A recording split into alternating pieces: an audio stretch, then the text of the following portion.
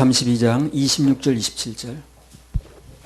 이에 모세가 진문에 서서 가로되 누구든지 여호와의 편에 있는 자는 내게로 나오라 하매 레위 자손이 다 모여 그에게로 오는지라. 모세가 그들에게 이르되 이스라엘의 하나님 여호와께서 이같이 말씀하시기를 너희는 각각 허리에 칼을 차고 진 이문에서 저 문까지 왕래하며 각 사람이 그 형제를 각 사람이 그 친구를 각 사람이 그 이웃을 도륙하라 하셨느니라.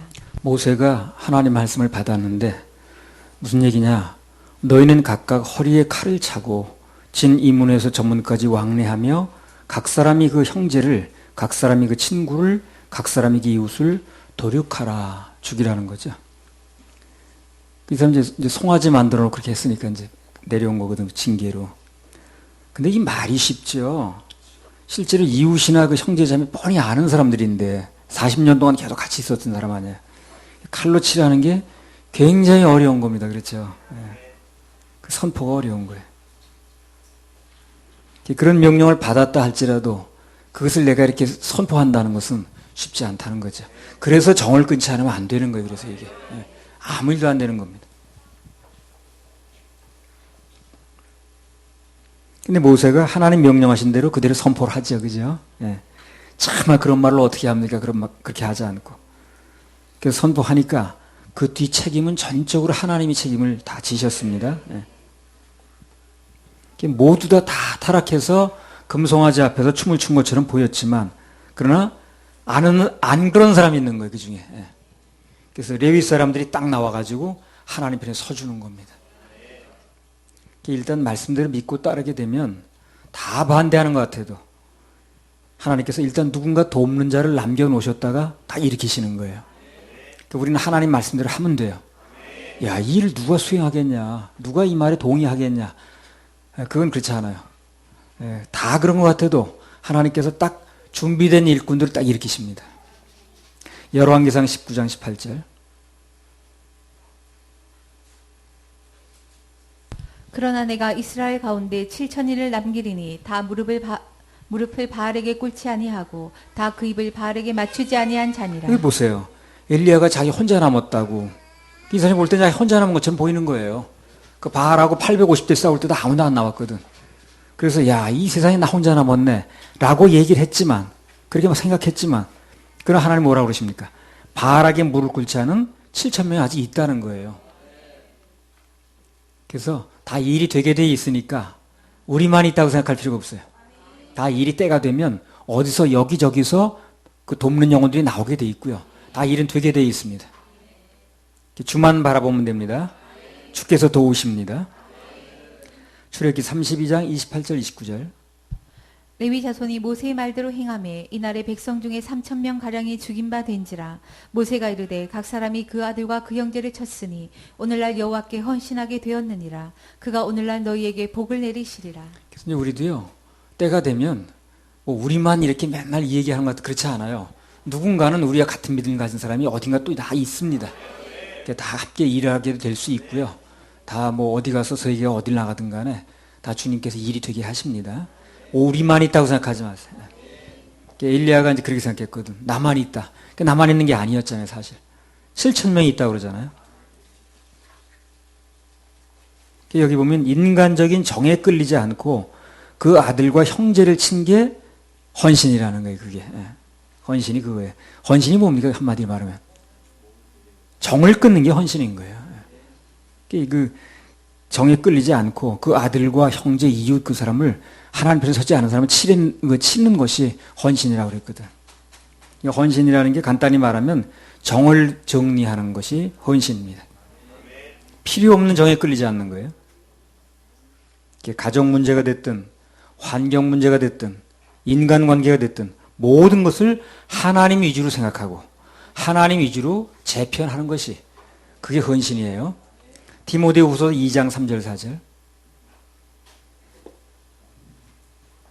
내가 그리스도 예수의 좋은 군사로 나와 함께 고난을 받을지니 군사로 다니는 자는 자기 생활에 얽매이는 자가 하나도 없나니 이는 군사로 모집한 자를 기쁘게 하려 함이라. 예.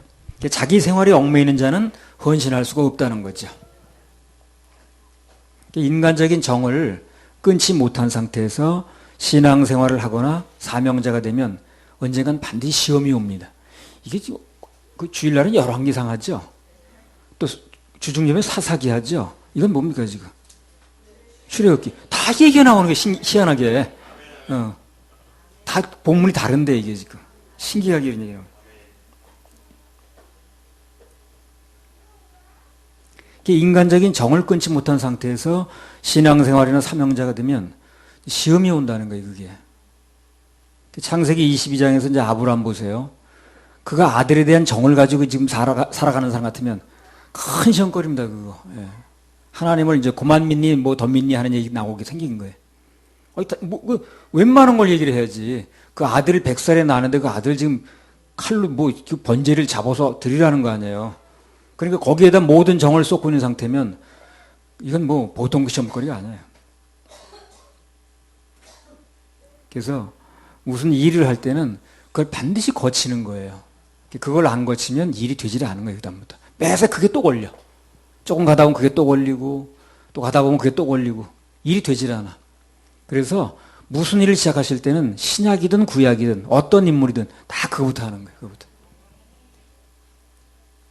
우리도 지금 그 얘기를 집중적으로 좀 하시는데, 시간마다 본문이 달라도 이게 이제 무슨 일을 시키실 수도 있어요. 모든 것을 정리하고 이제 외국으로 선교하러 나가는 선교사들 있잖아요. 집도 다 정리하고, 직장도 다 내려놓고, 그걸 간다는 거예요.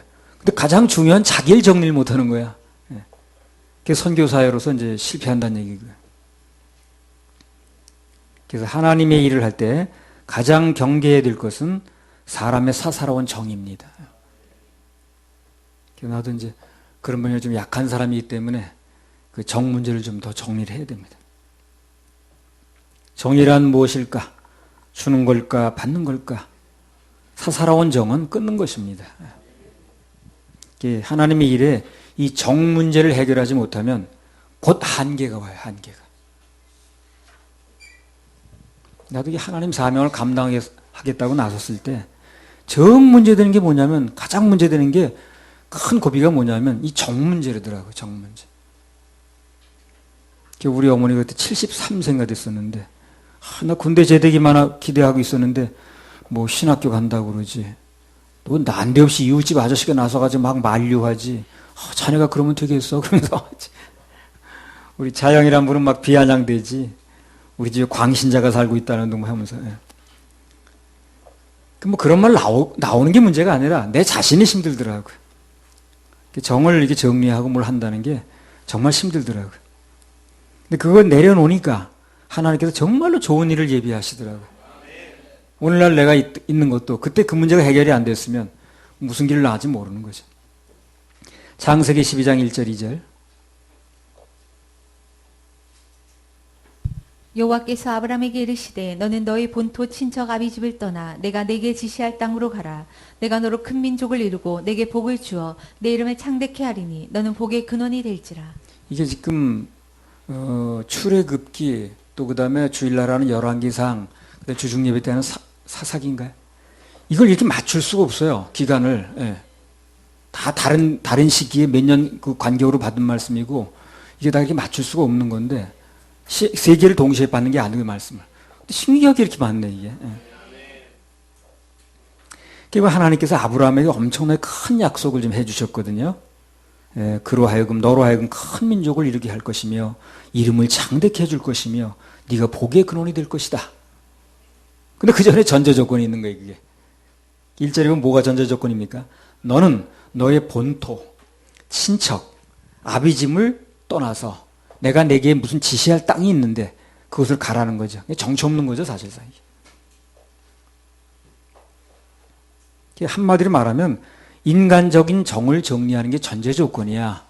그게 되어질 때 너에게 주어진 이런 것들이 이루어져. 그런 얘기거든요. 신약 성경에 보게 되면 예수님 제자들이 예수님 부르심을 받았을 때 배 있죠, 그물, 그 다음에 부모 다 내려놓죠. 그게 가장 큰 조건이거든. 사무엘상 2장 29절.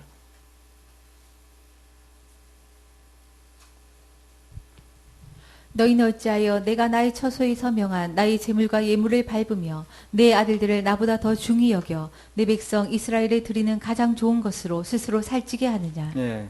맡은 사명에 실패한 엘리에게 하나님께서 하시는 말씀이 바로 그겁니다. 한마디로 하면 무슨 얘기예요, 이게?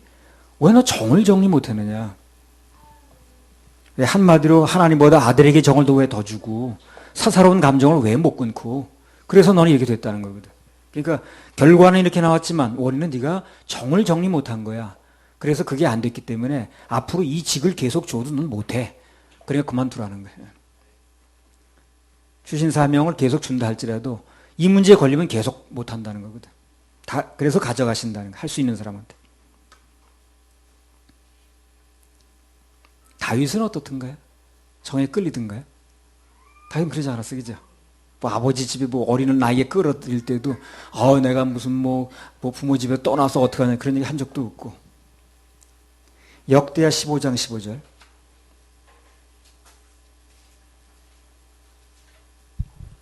온 유다가 이 맹세를 기뻐한지라 무리가 마음을 다하여 맹세하고 뜻을 다하여 여호와를 찾았으므로 여호와께서도 저희의 만난 바가 되시고 그 사방에 평안을 주셨더라. 하나님께 특별히 아사에게 복을 주셔서 나라가 평안하고 전쟁이 없게 하시고 그렇게 한 이유가 뭐냐 하는 얘기가 나와요. 16절 읽어보세요. 역대하 15장 16절. 아사왕이 모친 마아가가 아스라의 가증한 목상을 만들었으므로 아사가 그 태우의 위를 패하고 그 상을 찢고 빻아 기드론 시냇가에서 불살랐으니. 그러니까 아사왕이라는 사람은 어떤 사람이에요? 일단 우상을 만들었다. 하나님 명령에 어긋난 거죠. 그러면 그 사람이 누구든 비록 자기를 낳아준 육신의 어머니랄지라도 내칠 수 있는 사람이 이 사람이에요. 그러니까 하나님께서 그를 쓰셨고 그에게 평안을 주시는 거예요. 열왕기상 2장에 보면 솔로몬 나오자 하나님께서 맡겨진 나라를 세우는 과정에서 느닷없이 그 어머니 밧세바가 뭘 얘기를 하는 거예요? 이삭. 예. 그 여자를 넘겨주자고 그러잖아요. 사적인 부탁이죠. 냉정하게 거절하자. 냉정하게. 그 아버지의 첩이었던 수냄 여인 그 아비삭을 주자고 나오잖아요. 한마디로 아들이 아버지의 첩을 데리고 살겠다는 건데 그럼 말도 안 되는 걸 이제 밧세바가 이제 허락한 거예요. 그 밧세바는 정에 사는 사람이거든. 그 아비삭 여자가 너무 싫은 거야, 자기는. 그죠? 싫은 거지. 그 여자들 질투는 알아줘야 되거든. 그러니까 눈에 꼴 보기 싫었는데 그냥 저리 넘겨주자는 건데. 근데 이 솔로몬은 그렇게 일을 처리하는 게 아닌 거예요. 공과 사가 충돌하니까 미련 없이 사적인 정을 짜러버려요. 잘 나갈 땐 누구나 다 그렇게 해요. 그 인생이 잘 나갈 때는 이 정리를 잘해. 그 사람이. 솔로몬이 됐든 누가 됐든 간에. 근데 그 사람 실패할 때 보면 그걸 정리를 못해. 그래 실패하는 거예요. 솔로몬이 됐든 누가 됐든 간에 한번 잘 나가는 인물 보세요. 다 그걸 정리를 잘합니다. 정리를. 근데 안 될 때 보세요. 다 그걸 정리를 못해. 질 끌려다녀. 잘 나갈 때 솔로몬은 공과 사가 충돌하니까 미련 없이 사적인 정을 끊어버리는 거예요. 나중에 안 될 때는 어떻게 해? 여기다 정을 주고 저기다 주고 그 정에 끌려서 하나님 배반하죠. 이게 안 될 때는 그렇게 되는 거예요. 정리가 굉장히 중요한 거예요. 이게 잘 나갈 땐 정을 정리 잘해 이 사람이. 그런데 안 나갈 때는 누가 됐든 간에 정을 정리 못해. 예외가 없어요. 제자들도 어떻습니까? 처음에 예수님 따르고 잘 나갈 때는 정을 정리 잘했죠. 배도 버려두고 그물도 버려두고 아버지도 버려두고 다 따랐죠. 근데 일이 된 거거든. 근데 나중에 마태복음 16장에 보면요. 이 베드로가 고백을 해요. 예수님께. 당신은 무슨 뭐 살아계신 하나님의 아들이시고 쭉 해가지고. 예. 그러니까 예수님이 칭찬하시는 거예요. 천국 열쇠를 주시면서 그 믿음의 고백 위에 내 교회를 세우겠다 하는 이제 엄청난 프로젝트를 밝히셨죠. 그리고 이제 그 말 끝에 그렇게 되기 위해서는 먼저 내가 직접 그 십자가에서 피 흘려 대가를 치러야 된다 하는 말씀을 하셨거든요.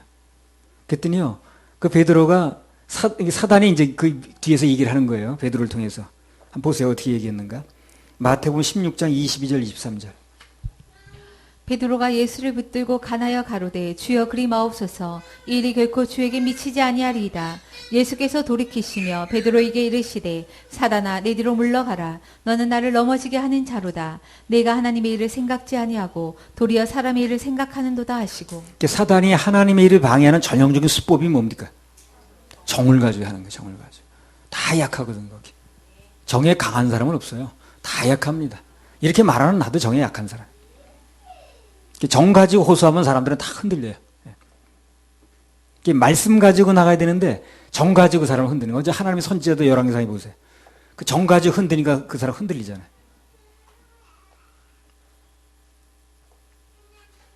그러니까 베드로가 금방 예수님 그러시면 안 됩니다. 그리 마옵소서. 이 일이 결코 주에게 미치지 않겠습니다. 인정에 호소하는 거죠. 되게 생각해 주는 것처럼. 예수님께서 뭐라고 하셨습니까? 마태복음 16장 23절에 예수께서 돌이키시며 베드로에게 이르시되 사단아 내 뒤로 물러가라. 너는 나를 넘어지게 하는 자로다. 내가 하나님의 일을 생각지 아니하고 도리어 사람의 일을 생각하는도다 하시고. 그래서 하나님 일을 생각하지 않고 사사로운 인정에 얽매이는 것을 예수님께서 뭐라고 그럽니까? 막 바로 사단이라고 그러는 거예요. 아주 직접 그냥. 그것도 인정사정도 하면 그렇게 말할 수가 없어요. 어떻게 그 제자한테 그렇게 사단이라고 해버립니까? 그러니까 인정사정 두는 게 아니라 그 뒤에 있는 배후 세력만 딱 얘기를 하는 거예요. 사단은 인간이란 존재가 얼마나 그 정에 약하다는 걸 너무 잘 알고 있는 거예요. 그래서 옛날 그 정에 실패한 사람들은 나중에 정에 치를 떨더라고. 그 정 때문에, 그놈의 정 때문에 그러더라고. 너무 잘 붙여가면서 그놈의 정 때문에. 인간적으로도 그 정에 치우치면 실패를 하나 봐, 그렇게. 정에 호소하게 하고 집중적으로 자꾸 부추기는 거예요, 이제. 그래서 주님께서는 그 정의 정체가 사단이라는 걸 얘기를 하는 거예요. 사단아 물러가라고 단호하게 말씀하시는 겁니다. 그래서 우리 하나님 안에서의 모든 역사는 인간의 정대로 되는 게 아니라 하나님의 말씀과 언약대로 된다는 거. 이걸 알 필요가 있어요. 그래서 그 창세기 보면 롯이 했을 때 그 천사들을 통해서 보호하려고 그래, 자기가. 그 첩도 보호하려고 그랬고, 사사기에 보면. 근데 보호하려고 했지만 보호가 안 되죠, 정으로. 결국은 말씀이 보호하는 거지, 정이 보호하는 게 아닌 거예요. 아무 효과도 없어요, 그거. 그렇게 그냥 보여, 사람만 버릴 뿐이고, 사람만 지저분해지지, 그 정이 사람을 보호하는 것도 아니에요.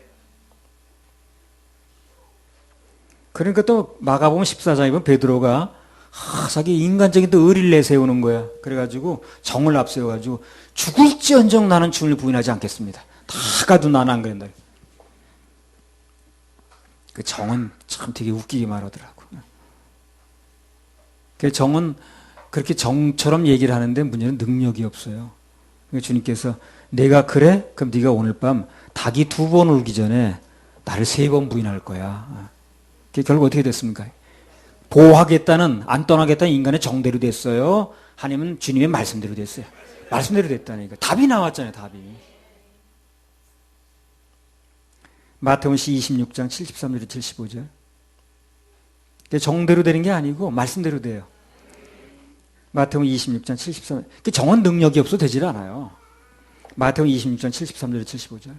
조금 후에 곁에 섰던 사람들이 나와 베드로에게 이르되 너도 진실로 그 당이라 내 말소리가 너를 표명한다 하거늘 저가 저주하며 맹세하여 가로되 내가 그 사람을 알지 못하노라 하니 닭이 곧 울더라. 이에 베드로가 예수의 말씀에 닭 울기 전에 내가 3번 나를 부인하리라 하심이 생각나서 밖에 나가서 심히 통곡하니라. 이에 베드로가 예수님 말씀에 닭 울기 전에 내가 3번 나를 부인하리라 하심이 생각나서 밖에 나가서 심히 통곡하니라 그랬습니다. 말씀대로 됐죠. 베드로는 심히 통곡했습니다. 정 따라가는 사람은 울 일밖에 없어. 말씀대로 하는 사람은 승리할 일밖에 없어. 그래서 말씀대로 안 하고 인간의 정을 앞세우고 그걸 내세웠던 사람은 나중에 심히 통곡할 일이 생기는 걸 볼 수가 있어요. 나도 그때 사명의 길을 가지 않고 인간의 정 때문에 그냥 주저앉았으면 지금 엄청 후회하고 있을 거예요. 자, 다시 본문으로 돌아갑니다. 출애굽기 32장 29절. 모세가 이르되 각 사람이 그 아들과 그 형제를 쳤으니 오늘날 여호와께 헌신하게 되었느니라. 그가 오늘날 너희에게 복을 내리시리라. 그러니까 진정한 헌신의 의는 정의는 하나님 말씀에 의거해서 모든 것을 할 수 있는 정에 얽매이지 않는 것입니다. 그게 진정한 헌신이에요. 진정한 헌신이 뭡니까? 정에 얽매이지 않는 거예요. 그게 진정한 헌신이에요. 정에 얽매이지 않아야 진정한 헌신이 된 거예요, 그 사람이. 안 그러면 정에 얽매이고 있으면 헌신했다고 해도 그 사람 얼마 못 가도 걸린다는 거예요. 정을 정리해야 될 일, 정에 걸릴 일이 생기니까. 그러니까 아브라함도 아까 말씀드렸잖아요. 그걸 정리하지 않고 있었으면 하나님 섬긴다고 얘기하고 있었지만 그 아들을 바치라고 하는 일이 나왔는데 그거 어떻게 되겠어요? 걸려 넘어지지. 물론 그 정을 정리한다는 게 그게 말같이 쉽고 간단한 게 아니에요. 그렇게 쉬우면 사단이 그 이용하지 않죠. 사람이 걸려들만 하니까 이용하는 거죠. 그리고 그 정에 의존해서 하는 얘기는 또 와닿아 마음에. 주님 그렇게 하면 되겠습니까? 십자가에 그 어떤 형벌인데 그 주님이 받으시려고 합니까? 라고 하면 정이 이제 호소하면 와닿죠. 예수님이니까 안 넘어가셨죠? 보통 사람 같으면 넘어갑니다. 다. 그래 너밖에 없어 정말. 아우 그 나머지 11명은 또 가만히 있는 거 봐 저거. 베드로 너밖에 없어 그러지. 바울 사도도 그러잖아요. 막 울면서 예루살렘 가지 말라고 그러죠, 쟤들이. 가면 어떤 사람이 뭐 성령께서 이렇게 나한테 감동 주셨다면서 당신이 이렇게 붙들어 매어가지고 뭐 묶일 것이며 해가지고 막 울고 그러잖아요. 바울이 뭐라고 그래요? 왜 울어서 내 마음을 약하게 하냐? 난 하나님 말씀대로 가는 것인데 딱 정리하잖아요. 거기서 마음이 약해져가지고 그래, 당신들밖에 없어 역시. 그게 이제 사람이 넘어가기 쉬운 거예요. 이렇게 말하는 나도요, 그런 상황 되면은 아주 약해지는 거예요. 그래서 언제나 우리는 그 문제를 놓고 기도할 필요가 있고, 하나님 말씀을 의지해야 되고, 은혜를 입어야 됩니다. 무슨 이게 정의라는 게 정의라는 게 그야말로 사람 정의인데, 그걸 사람 정 가지고 되겠어요? 사람 뜻 가지고 되는 게 아니에요. 하나님의 은혜를 입어야 됩니다. 계속해서 예배 드리고, 이게 말씀을 계속 듣다 보면, 주님께서 그렇게 할 수 있도록 힘을 주시는 거예요. 할렐루야, 우리 하나님께 박수 올려드려요. 4번.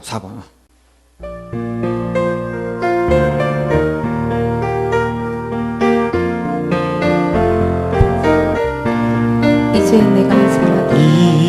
내가 살아도 주 위에 살고 이제 내가 죽어도 이제 내가 주님께 가네. 주님께 가네. 하늘 영광 보여주고 날 오라 하네. 할렐루야 찬송하네. 할렐루야 찬송. 주께 갑니다. 주께 감기. 그러므로 나는 사나 주님의 것이요 주님의 것이요 사나 죽으나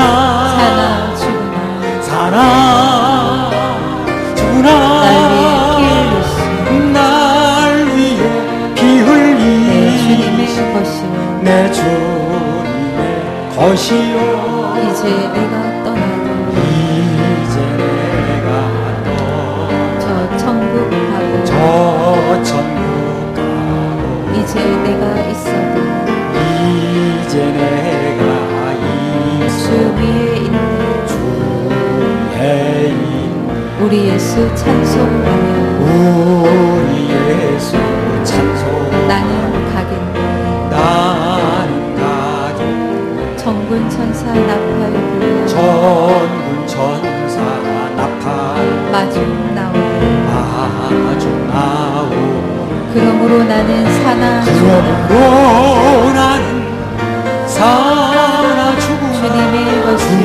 주님의 것이요 사나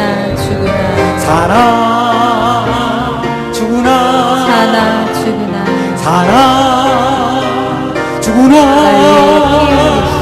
날 위해 피 흘린 내 주님의 것이요 내 주님의 것이요 성령 충만 능력 성령 충만 능력 주의 일하고 주의 일하고 사랑으로 이웃을 사랑으로 이웃을 복음 전하세 전하세 주가 주신 면류가 주가 주신 명 받아 쓰고서 받아 쓰고서 할렐루야 영원토록 할렐루야 영원 왕노릇하네 왕노릇하네 그러므로 나는 사나 그러므로 나는 살아 주님의 죽으나 것이요 주님의 것이 사나 죽으나 사나 죽으나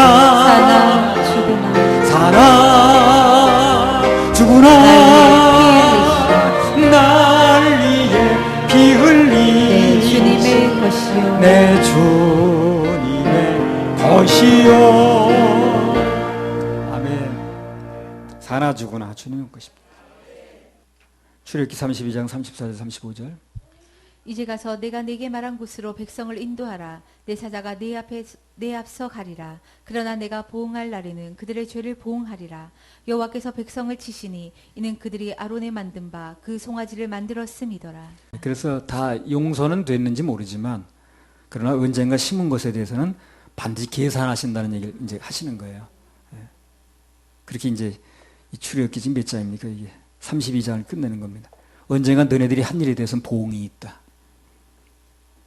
송아지 만든 거에 대해서 언젠가 반드시 보응이 있을 것이다라는 얘기로 출애굽기 32장이 끝났습니다. 그래서 우리는 좋은 거 심어야 됩니다. 좋은 거 심읍시다. 좋은 거 심읍시다. 이 말이 무서운 말이더라고. 끝을 그렇게 만든 거. 언젠가는 그 송아지 만든 거에 대한 보응을 할 것이다. 당장이 지금 어떻게 됐든 간에. 그래서 심어놓은 건 언젠가 이게 다 나타나는구나 이게 하는 마음을 내가 갖겠더라고. 그래서 지금 현재 어찌하든 좋은 걸 심어야겠구나 하는 마음이 들더라고요. 자, 32장을 끝내고요. 33장으로 들어가 봅시다. 3장 1절에서 6절. 여호와께서 모세에게 이르시되 너는 내가 애굽 땅에서 인도하여 낸 백성과 함께 여기서 떠나서 내가 아브라함과 이삭과 야곱에게 맹세하기를 내 자손에게 주마한 그 땅으로 올라가라.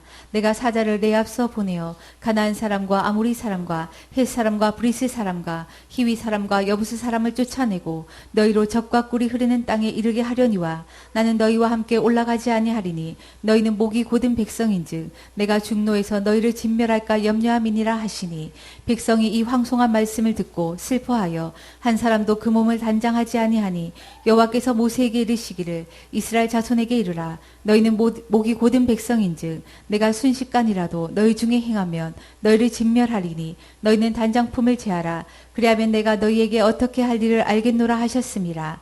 이스라엘 자손이 호렙산에서부터 그 단장품을 제하니라. 1절 다시 읽어보세요.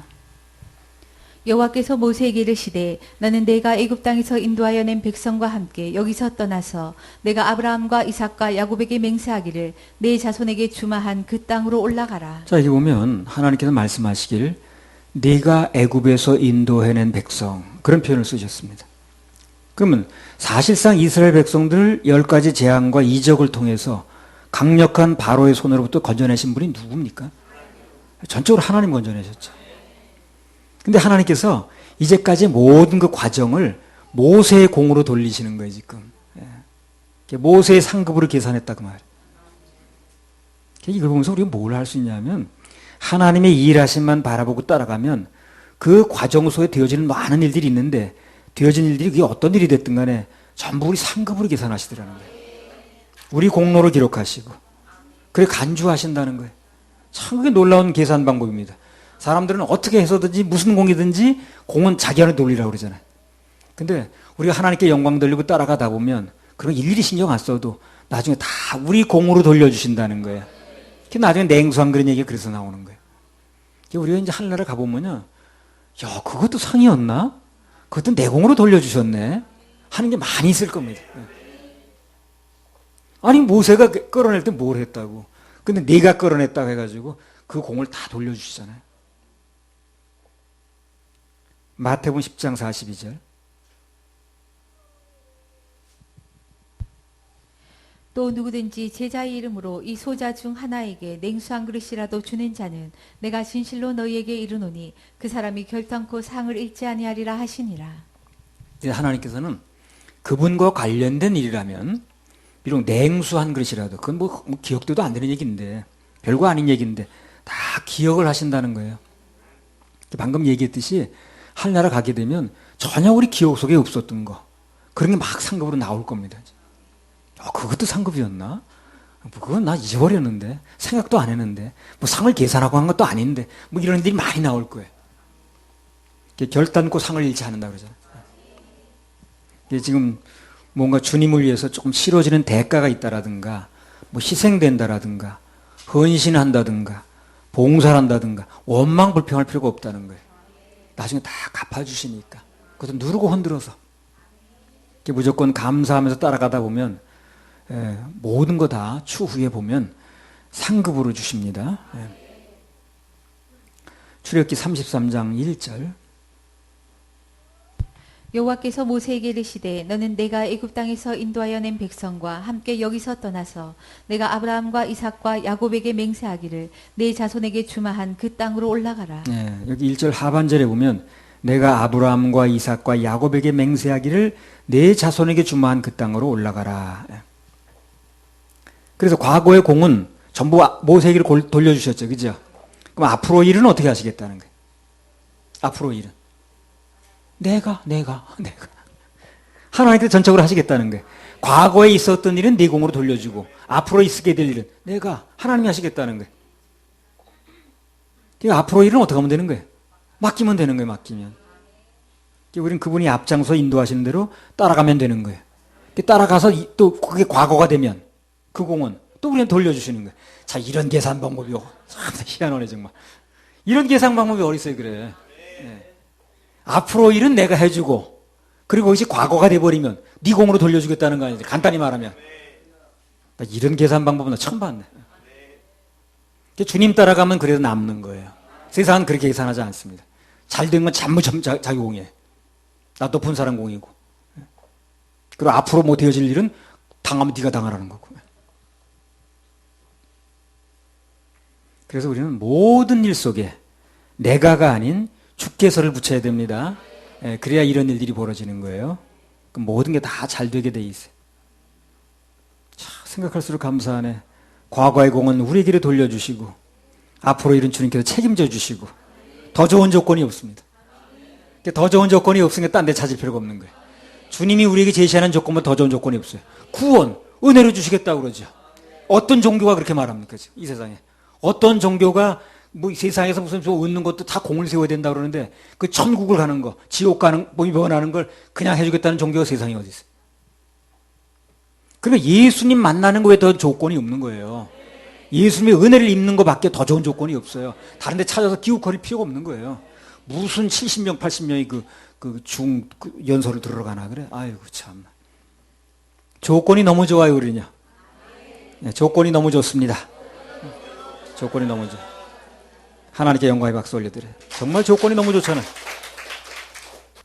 출애굽기 33장 2절 3절 내가 사자를 내 앞서 보내어 가나안 사람과 아모리 사람과 헷 사람과 브리스 사람과 히위 사람과 여부스 사람을 쫓아내고 너희로 적과 꿀이 흐르는 땅에 이르게 하려니와 나는 너희와 함께 올라가지 아니하리니 너희는 목이 곧은 백성인즉 내가 중노에서 너희를 진멸할까 염려함이니라 하시니. 네.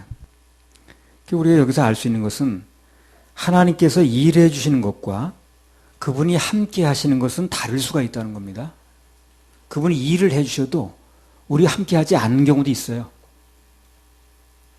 그러니까 좀 더 확대해서 말한다면 주님께서 그분의 이름 때문에 역사를 해 주시는 것과 구원을 받는 것과는 전혀 다를 수 있다는 거예요. 나를 통해 일해 주셨다고 해서 내가 다 된 것이다. 하나님이 내 하나님 된 것이고 내가 첩이 아닌 것이다. 이렇게 말할 수 없다는 거예요. 마태복음 7장 얘기 그거 아니에요? 많은 사람들이 하나님 이름으로 일했고 주님의 이름으로 권능 행했고 선지자 노릇했고 다 했지만 그것은 믿음의 법이 아니라고 그러잖아요. 그러니까 누군가 믿음의 법이 아니라 뭘 하고 안 하고 즉 행위의 법에 의한다면 비록 그 사람이 예수님 이름 때문에 그분의 이름의 능력 때문에 무슨 일시적인 일을 하고 체험을 했다 할지라도 그는 죄사함 받고 영원히 거듭나는 거고는 관계가 없다는 거예요. 별개라는 겁니다. 근데 그걸 알고 모르고가 천국과 지옥 차이예요. 그게 바로. 그걸 알고 모르고가 바로 천국 지옥 차이라.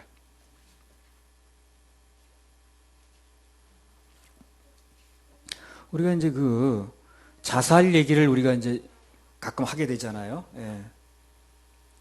근데 그것은요, 그 핵심이 뭔가를 알아야 돼, 핵심이. 사람들 핵심을 자꾸 흐리더라고. 사단의 수법이 그거거든, 핵심을 흐리는 거. 그 자살 얘기의 핵심은 뭐냐면, 그게 죄인데, 죄 맞죠? 잘한 거 아니죠? 그 죄를 누가 해결하는가? 즉, 믿음의 문제를 얘기를 하는 것입니다. 예. 근데 사단은 자꾸 어떻게 그걸 몰고 가요? 자살해도 되는 거야, 안 되는 거야? 행위를 몰고 가요. 당연히 안 되죠, 당연히. 그러니까 우리는 그 죄를 누가 해결하냐? 그 죄의 해결 문제를 얘기를 하는 거예요. 그 믿음을 얘기를 하는 겁니다. 근데 사단은 그걸 가지고 돌려가지고 자살하면 되는 거야, 안 되는 거야? 행위 문제를 몰고 가요. 당연히 안 되죠. 그 하나님께 크게 영광을 가리는 거거든요.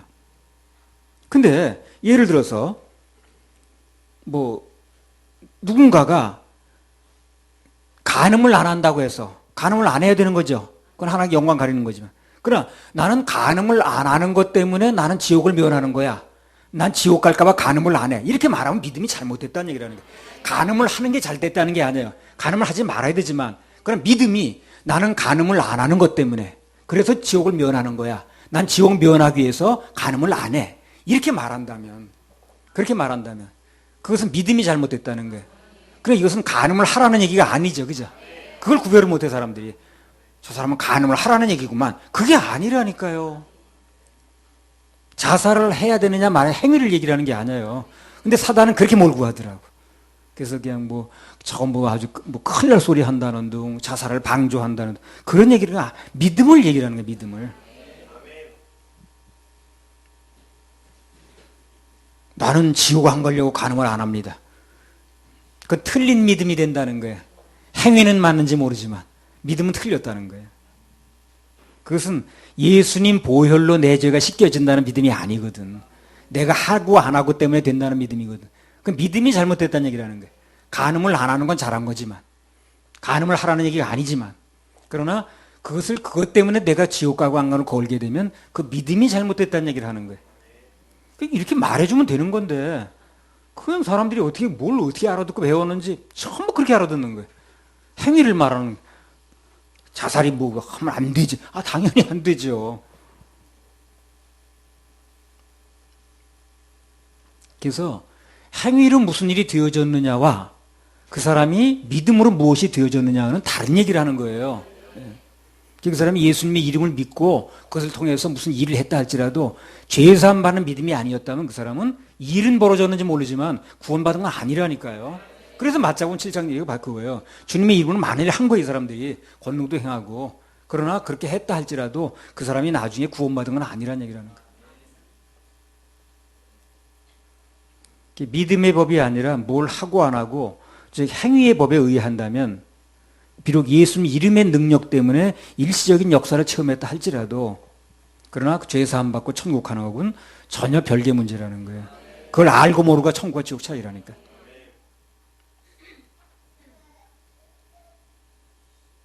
이걸 좀 분명히 좀 속 시원하게 얘기해 주면 얼마나 좋을까 교회들이. 그러면 사람들이 알아들을 텐데. 자기 담임 목사가 말하면 듣거든. 근데 그걸 엉터리로 얘기를 하는 거예요. 그냥 꼭 구원 안 받는 쪽으로 얘기를 해버리는 거예요. 그렇게 10년, 20년 다녀서 헤어나질 못하는 거예요. 사람들이. 가면 갈수록 그냥 머리가 이게 어떻게 헷갈려가지고. 그러니까 뭐 권사 10년, 20년엔 권사 10년 이상 다니면 권사 안 줘요, 잘려. 최소한 권사 받는 사람은 10년 이상 교회 다니는 사람. 근데 10년, 20년 다녀도 맨 그런 소리 하고 있는 거예요. 죄를 어떻게 사함 받는지 궁금했다고 이런 소리 나고.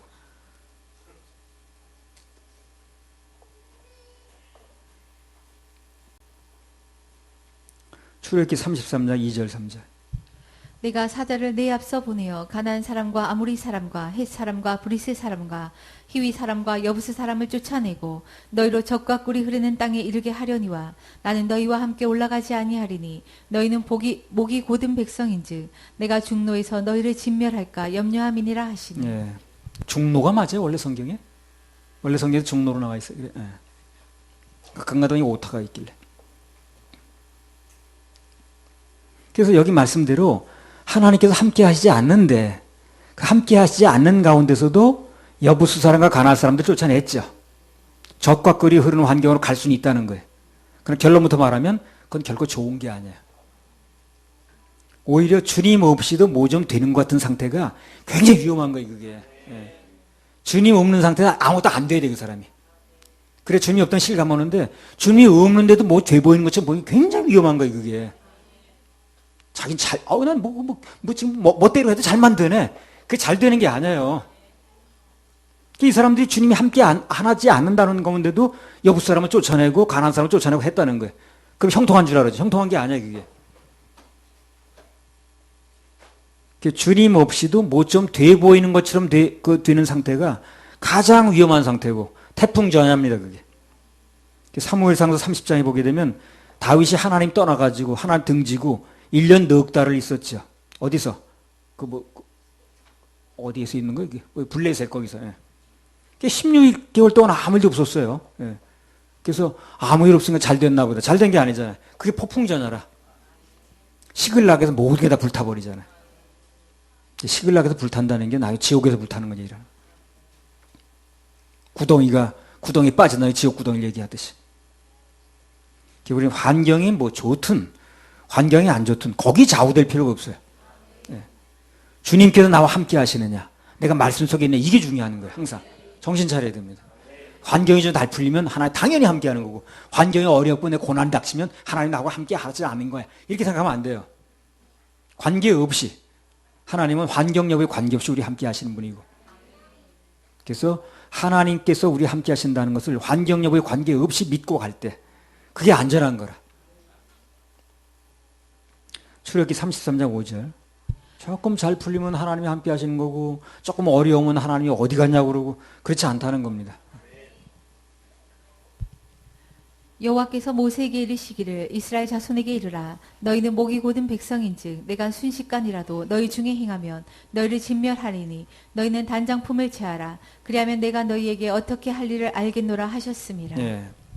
단장품을 제하라는 것도 한마디로 말하면 다른 데 신경 쓰지 말고, 뭐 단장품을 발라라 무슨 빼라, 그게 중점이 아니고 다른 데 신경 쓰지 말라는 거예요. 오직 주님만 바라보라는 거예요. 다른 데 불 붙지 말라는 거예요. 그래서 하나님의 백성들을 돌이킬 때는 그 단장품을 제하라는 얘기, 그래서 나오는 거예요. 주님만 바라보면 만사형통해. 그건 뭐 변할 수 없는 사실이야. 세월이 아무리 가도. 출애굽기 33장 3절. 너희는 젖과 꿀이 흐르는 땅에 이르게 하려니 너희로 젖과 꿀이 흐르는 땅에 이르게 하려니와 나는 너희와 함께 올라가지 아니하리니 너희는 목이 곧은 백성인즉 내가 중노에서 너희를 진멸할까 염려함이니라 하시니. 예, 그래서 목이 곧고 교만하면 도중에서 진멸됩니다. 그래서 끝까지 쓰임 받으려면 꼭 명심해야 될 게 뭡니까? 겸손을 유지해야 돼요. 더 낮은 마음을 가져야 됩니다. 순간순간 마음이 높아지거든. 그래서 끝까지 안전하게 가려면, 완주를 하려면 겸손한 마음을 언제나 가지고 있어야 돼요. 언제나. 이건 뭐 이 얘기를 하든 안 하든 관계없이. 교만은 그 인생에 좋은 기회가 와도 잡지 못하게 해요. 기회를 놓치게 만듭니다. 교만은. 겸손은 없던 기회도 나로 끌어들여요. 근데 교만은 오던 것도 나를 밀어버려요. 발로 차버리게 만듭니다. 좋은 기회가 그 사람에게 왔는데 그걸 차버리게 만들어요. 교만은요. 근데 겸손은 내게 온 기회도 아닌데 나한테 끌어들여요. 그러니까 이 겸손이 굉장히 중요합니다. 요한복음 3장 1절에서 5절.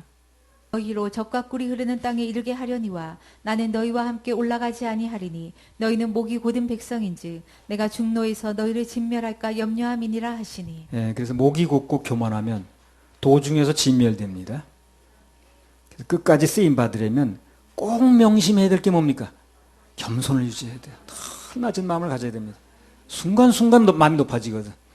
그래서 끝까지 안전하게 가려면, 완주를 하려면 겸손한 마음을 언제나 가지고 있어야 돼요. 언제나. 이건 뭐 이 얘기를 하든 안 하든 관계없이. 교만은 그 인생에 좋은 기회가 와도 잡질 못하게 해요. 기회를 놓치게 만듭니다. 교만은. 겸손은 없던 기회도 나로 끌어들여요. 근데 교만은 오던 것도 나를 밀어버려요. 발로 차버리게 만듭니다. 좋은 기회가 그 사람에게 왔는데 그걸 차버리게 만들어요. 교만은요. 근데 겸손은 내게 온 기회도 아닌데 나한테 끌어들여요. 그러니까 이 겸손이 굉장히 중요합니다. 요한복음 3장 1절에서 5절.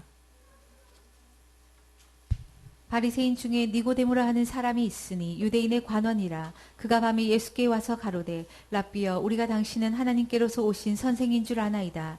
하나님이 함께 하시지 아니하시면 당신의 행하시는 이 표적을 아무라도 할 수 없음이니이다. 예수께서 대답하여 가라사대 진실로 진실로 네게 이르노니 사람이 거듭나지 아니하면 하나님 나라를 볼 수 없느니라. 니고데모가 낮이 아닌 한밤중에 굳이 밤에 예수님을 찾아갔습니다. 그 이유가 뭘까요? 체면을 못 내려놓은 거지 뭐. 그거 못 내려놔서 그러는 거예요. 바리새인이시며 유대인의 관원이시며 선해드린 공회원이시며 관내 유지이시며 신학 교수시며 그걸 못 내려놓는 거예요. 지금 그걸 다 그거 못 내려놔서 한대요. 내가 이래봬도 무엇이며 이 사람 심요할 게 참 많잖아요. 그 당시 바리새인은 굉장히 높은 그 유지급이거든. 유대인의 관원이시며 산해드린 공회원이시며 유지시며 신학 교수시며 뭐 이런 거. 그걸 못 내려놓으니까 일이 안 돼. 헬라어 강사시며 뭐 이런 거. 광나루 출신이시며 뭐 이런 거. 일본에서 건물 주시며 뭐 이런 거.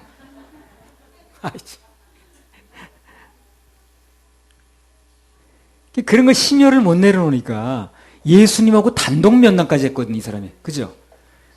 아마 예수님하고 우리 단독 면담한 사람이 많지 않을걸요? 조용한 한밤중에. 시간을 많이 내줬잖아요, 예수님이. 구원의 진리에서 다 그 거듭남의 진리에서도 거듭남이라는 말이 거기서 나왔잖아요. 근데 이 사람이 구원 받았는지 여부가 불투명해. 방금 말씀드렸죠. 자기를 못 내려놓으면 그 인생에 좋은 기회가 와도 못 놓칠 수가 있다고 그랬죠. 자기를 못 내려놓으면 좋은 기회인데 이게. 전에 어떤 사람 보니까요. 하여튼 명함에 무슨 교회 당회장이시며 무슨 위원이시며 무슨 박사시며 앞면이 모자라니까 뒷면에 썼어 또. 뒷면까지 빽빽하게 써가지고 이렇게 써가지는 사람 이제 내가 봤습니다. 난 그 사람 그 인생이 그렇게 잘 될 거라고 보지 않아요. 왜 그러냐면 자기 자랑이 많을수록 주님 자랑을 설 자리가 없어요. 그래 별로 잘 될 리가 없어요. 그 사람. 그 자리 많은 사람 목사를 모시고 있는 교인들은 불행합니다. 그거 다 쫓아다니려니 언제 말씀 공부하겠어요. 그 사람. 언제 말씀 받겠어요. 그거 여기 행사 저기 행사 쫓아다니고 하려다 보니 언제 말씀 받겠냐고. 제일 불행한 교인이 바쁜 목사, 직함 많은 목사, 여기저기 쫓아다닐 많은 목사. 그런 교회 교인이 불행한 거예요, 사실. 우리 목사는 어디 무슨 당회, 무슨 회장이시고, 이 자랑 들어도만, 그 사실 불행한 거예요. 그 사람이 언제 앉아서 말씀 받겠냐고. 언제 성경 묵상하겠어요, 그래. 언제 대야는 규격이 없다는 거, 그래서 하나님 그 은혜는 규격이 없다는 그런 얘기를 언제 받고 앉았겠냐고, 그 사람이. 자기는 좋은지 모르지만 여기저기 불려다니니까 교인들은 영양실조 걸리는 거예요. 그래서 아무튼 겸손하지 못하면 중도 탈락입니다. 끝까지 쓰임 받지 못해. 아주 겸손.